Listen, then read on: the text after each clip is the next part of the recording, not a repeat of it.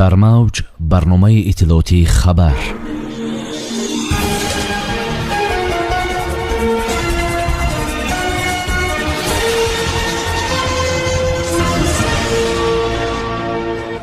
тоҷикистон истихроҷи нафтро афзоиш додааст. парвозҳои мунтазам барқарор нашуд. беш аз 100 парвози чартерӣ аз Русия ба Тоҷикистон. беш аз 2000 шаҳрванди Тоҷикистон аз ҳаққи сафар ба хориҷа маҳрум шуданд. аз оҳангарию боғдорӣ то оши девзираи Исфара филми чоркӯҳ намоиш дода шуд. даври нави сабти ном барои дарёфти грин-карти Амрико оғоз шуд.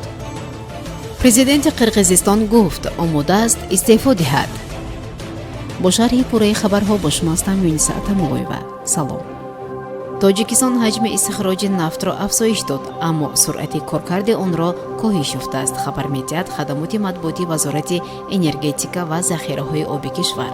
тибқи иттилои вазорат давоми 8 моҳи соли 2020 дар Тоҷикистон беш аз 15 000 тонна ашёи хоми нафтӣ истеҳсол шудааст. гуфта мешавад ин нишондиҳанда нисбат ба ҳамин давраи соли гузашта 3,6% зиёдтар шудааст.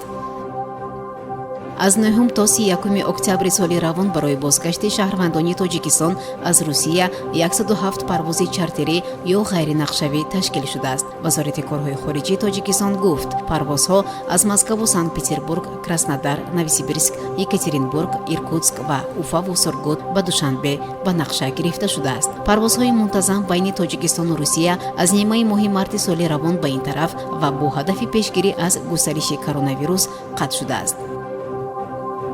хадамоти иҷроӣ назди ҳукумати Тоҷикистон беш аз 2000 шаҳрвандро аз ҳаққи берун рафтан аз кишвар маҳрум кардааст. мақомот мегӯянд ин афрод аз бонкҳо қарз доранд ва ё алименти фарзандони худро напардохтаанд. дар миёнашон роҳбарони 130 ширкати хусусӣ низ ҳастанд.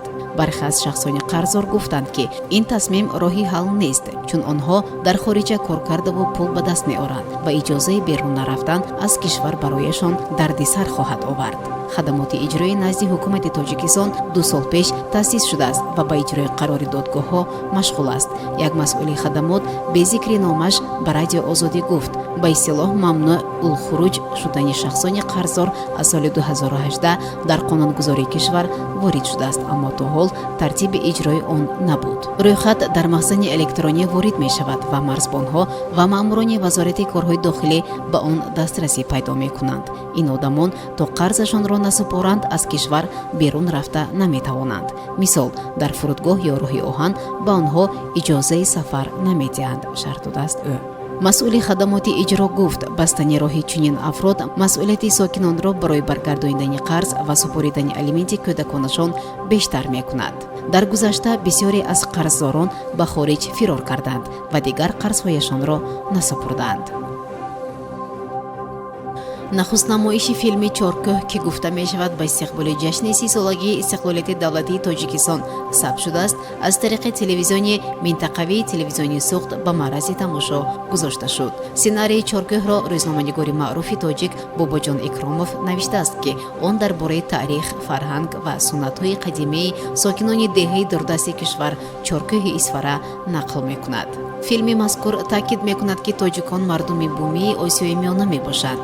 дар филми чоркӯҳ муаррихи номвари тоҷик Абдуманнон Рауфов дар асоси дастхатҳои таърихӣ, китобҳо ва кофтуковҳои бостонӣ дар дақиқаҳои аввали филм роҷеъ ба мавҷудияти чандин асраи маҳаллаи Чоркӯҳ сухан мегӯяд. ӯ ҳамчун далели ин андешаҳо аз китоби тоҷикони қаҳрамони Тоҷикистон академик Бобоҷон Ғафуров иқтибосҳо овардааст. риштаи асосии филми мустанад ҳифзи фарҳанги таърихӣ ва ҳаёти ҳамарӯзаи то имрӯз ҳифз шуда мебошад. наворҳои филмҳо лаҳзаҳои кори ҳунармандон ва нозикиҳои касби онҳоро алалхусус оҳангар, осиёби равған, деҳқонон ва боғдоронро ба хубӣ нишон медиҳад. маҳсули меҳнати ин ҳунармандон орд, биринҷ ва равғани растании дастӣ дар ҳаёти ҳаррӯза, аниқтараш дар истеҳсоли палави тоҷикӣ дар ҳар як оилаи деҳаи Чоркӯҳ истифода мешавад. муаллифони филм дар бораи нақш ва дастовардҳои соҳибкорони тоҷик дар интиқол ва фурӯши меваҳои хушкӣ аз ҷиҳати экологии соф ба кишварҳои хориҷӣ ба таври возеҳ нақл мекунанд. сафорати амрико дар тоҷикистон аз оғози даври нави пур кардани ариза барои дарёфти грин кард хабар дод. муҳлати номнависӣ аз 7 октябр оғоз шуда 10 ноябр ба поён мерасад. сафорати амрико мегӯяд довталабони грин кард бояд рақами шиносномаи хориҷи худ ва муҳлати анҷоми онро бинависанд. ба таъкиди сафорат, барои ширкат дар лотерея пул ситоида намешавад ва ҳар як иштирокчӣ имкон дорад суолномаро мустақилона пур кунад. президенти ҷумҳурии Қирғизистон Сооронбой Жээнбеков гуфт ки вазъи сиёсии кишвар ба як нуқтаи муҳим расидааст ва пешниҳод кардааст ки созиш ба роҳ монда шавад. Сооронбой Жээнбеков ошкора омодагии худро барои тарки мансаби сарвари давлат танҳо пас аз тасдиқи роҳбарони қонунии мақомоти иҷроия эълон кард. менависад Спутник Қирғизистон. сарвари давлати Қирғизистон гуфтааст ки кишвар бояд роҳи қонуниятро пеш гирад ва қайд кардааст ки вазъи сиёсии ҷумҳурӣ ба як нуқтаи бӯҳронӣ расидааст.